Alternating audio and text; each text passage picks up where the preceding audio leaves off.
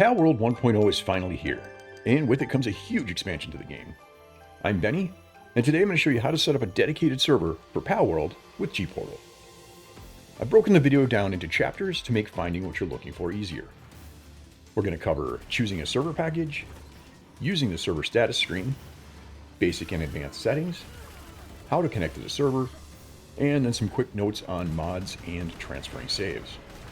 Please be aware that with any major update, like the 1.0 update, this video might become inaccurate very quickly. Please check the pinned comment and the video description for updates as they come in. First things first, let's rent a server. If you follow my link in the description, you'll get 10% off your server rental, and I'll get a small commission. Once at the website, you'll need to log in or create an account. You can hit the button down in the bottom left here to take care of that. Once you're logged in, there's a bunch of different ways to get to the server rental page. For this video, I'm just going to use the big Rent a Server button in the upper left. Once at this screen, you might see the game listed in the top games section, but if not, scroll down to the list of available games. Just start typing the name into the search bar here. Once the game pops up, choose the server type. I'm going with PC, but don't worry, you can turn on cross-platform in the settings. Once you choose your platform, you'll have the option to choose several packages or custom setup. I'm going to go with custom. If any of the packages, though, are exactly what you're looking for, feel free to click one of those instead. Once on the rental page, choose the number of players you want for your server. The minimum is 4, and the max per server is 32 as of the time of this recording. Next, you can choose duration. As always, the longer the term, the more you save. I would like to point out that you are renting a server cloud, and that if you get bored of this game, you can always change it up for a different game by deleting this server and then installing a new server by editing your game cloud. Once you have your duration set, pick a server location. I'm going to go with Dallas because it's most centrally located to my group. Once you're satisfied with your choices, hit continue. Next is the payment screen. You have a number of options here to choose from. I'm going to use credit because I already have some, but feel free to use whichever works best for you. Once payment is ready, review your order summary and then click the order button. GPORTAL will install the server for you and then drop you on the server status page. First, let's quickly go over the server status page. At the top, we have your IP and port. And I have mine hidden in the settings, so yours might be showing up without needing to unhide it first. There's a convenient copy button right next to it, and that's going to come in handy in a little bit here. Next to that is the total number of players online at the moment out of max. To the right is your server on-off switch and restart button. Then your server CPU load, which you will likely not need, but it can be useful for troubleshooting if you're having issues with the server. And then your access data. If you need to use FTP, then this is the info you're going to need right here. For this video, we're not going to need access to that. And then here at the bottom is the game server files section. I would always recommend leaving restart for updates on. Next is verify game files. This will check and reinstall game files as needed, theoretically without damaging your save. Though you should always make sure you're backing up your server before taking any major actions. Next is factory reset, which will completely erase and reinstall the server. This includes any saves. It's really a complete wipe. And lastly, delete all save games. Honestly, I can't think of a situation where this is a good option. Just do a factory reset if you want to delete your saves. This will ensure you have a clean start. Okay, let's move on to the basic settings tab on the left.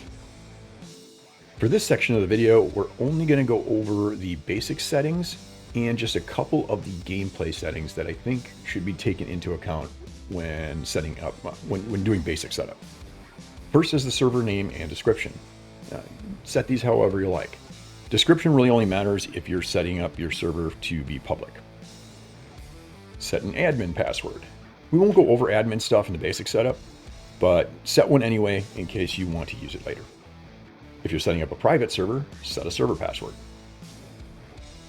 set the max number of players. This is going to be capped by the number of slots you rented, and it should already be defaulted to the max. Next is Archon, which is for remote server control. Now, Archon is currently, as of the time of this recording, depreciated. Now, it is required for GPORTAL's console, which is on the tab on the left. But all the functionality of the console is available from within the game using in-game commands. So there's really no reason to play with a depreciated system. That's if it's even there by the time you're watching this video. I will put the in-game admin instructions down in the description for you. The next option is public lobby. With this enabled, your server will appear in the public server list. Mine is a private server, so I'm going to leave it unlisted. The next two have to do with the global PAL box. One is for export and the other import. For my server, I want to leave export on, and I'm also going to turn on import. This will allow my friends and I to upload our PALs so that they can be brought into another save, and also to bring in any PALs we may have saved on one of our other saves. The last basic setting is crossplay. You can add allowed systems using the dropdown and remove them using the little X here. My group is still all on PC, but if I want to add others later, I can do that. Now, there are several advanced or gameplay settings I think should be included in the basic setup. First is enable fast travel. You'll have to scroll down a bit to find it. By default, this is off as of the time of this recording. This means all the fast travel statues don't work by default. It's up to you, but I really prefer to have them on, especially for a small group like this. Next is B enable invader enemy. This will be half a dozen or so entries below the fast travel setting. It enables or disables enemy invaders at your base. This setting's up to you, but I really think it adds a lot to the game to have an occasional raid on your base. Lastly, towards the end of the list, you'll find maximum server tick rate. The lower the tick rate, the more lag and rubber banding you have. The higher the tick rate, the more strain is placed on your hardware. The default here is 10, and that's not going to be great. You want to change the setting to the max of 60. You shouldn't have any hardware issues provided you aren't running a huge server with lots of people. If you do notice you're maxing out the server hardware using that status page, feel free to lower it until the problem goes away. Basically, you want this as high as you can get away with. If you're happy with your settings, go ahead and hit save at the bottom of the screen. Next, let's look at some advanced settings. Now, there are far too many to go over every single one of them, but I would like to highlight the ones that I think are going to be the most useful to the average server admin. The first couple here are hardcore mode and PAL lost. One is permanent death for you, and the other is permanent death for your pals, for the masochists in our audience. Next is equipment durability loss multiplier.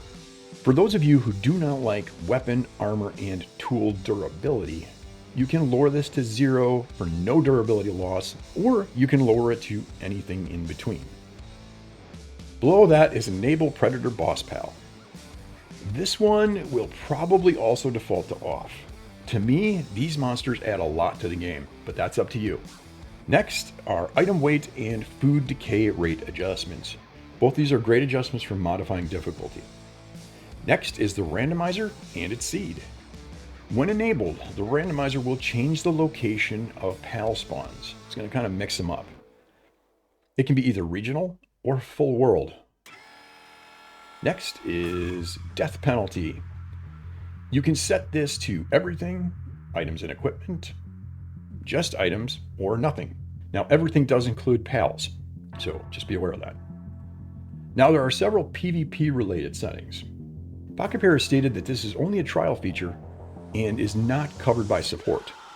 I'll put a link in the description to the server documentation for PvP if you're interested. The next interesting setting is start location select by map. This toggles whether the players are able to choose their starting location from the map, as opposed to just starting at the default start location. All right, we're going to skip ahead a few here and look at the settings below co-op player max number. Here are a lot of adjustments you might want to take a look at for a more granular control. Things like experience rate, damage and defense multipliers, regen rates, drop rates, and so on. There's a lot here to explore and adjust if you are so inclined. Now, if you made any changes, you'll see the Save button has appeared at the bottom. Click that and wait for the settings to be applied. That about covers it for setting up the server. Now, of course, there's a lot more to it if you want to get into it, and feel free to explore. Okay, let's go ahead and show you how to connect to the server. Now is the moment of truth. First, you'll need to start the server. Click the slider in the upper right and wait for the server to spin up. Show the server IP and port if it's hidden, and then hit the copy icon next to it. Now start up Palworld. At the title screen, click on Join Multiplayer Game. At the server screen, if you used a password, then make sure you have Enter Password checked. If you didn't, just uncheck that. Either right-click and choose Paste, or hit Ctrl-V to paste the server IP and port you copied. Now hit Connect. You'll be prompted to enter a password, if you left the box checked. And once done with that, you should load into your new server. And here we are. Now, a few quick notes. Pocketpair has stated that your existing saves will still work with 1.0, but with the number of changes to core systems and all that, they highly recommend a fresh start. Normally, I try to include how to transfer saves to your new server, but in the case of Palworld, if you wish to keep your character, this requires a special tool that will need updating in order to work with 1.0. The developers of the tool, called Palworld Save Tools, have stated they will be ready to go shortly after release. So keep an eye out on my channel for a separate video on how to transfer a local single player or co-op save to your server. Once available, I'll link to it in the description as well. Next, a note on mods. It's very likely that most, if not all mods, will need to be updated for 1.0. Look for another video on setting up mods in the next couple weeks once the mod devs have had time to work their magic. Remember, don't rush your modder, sonny. You rush a modder, you get rotten mods. If you have any questions, feel free to post them in the comments below. Don't forget that GPORTAL support is available 24/7 from the sidebar on the left. If you found this video useful, you can find ways to support the channel down in the comments as well. Thanks to my channel members for their ongoing support. And thanks to all of you for watching. I hope you have a great day. Benny out.